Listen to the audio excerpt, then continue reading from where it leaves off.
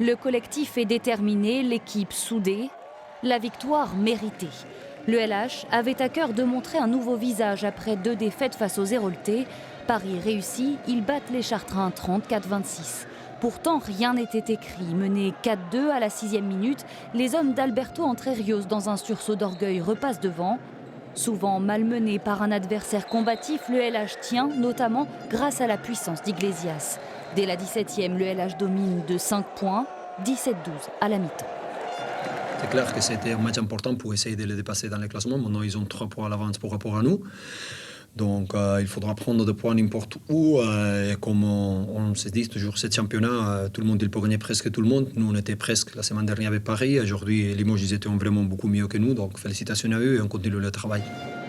Pour le deuxième acte, le LH maintient son cap tant en attaque qu'en défense. Chartres enchaîne les occasions manquées face à un Yann Gentil au cage quasi infranchissable.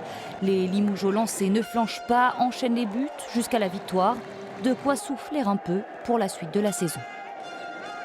Le principal, c'est les 2 points. Et comme on dit, c'est cette victoire qui doit nous faire beaucoup de bien. Je pense aussi que ça va nous faire mieux jouer plus sereinement les matchs qui viennent. 10e au classement, Limoges compte bien jouer les outsiders la semaine prochaine contre Chambéry à domicile et continuer sa progression dans l'élite du handball français.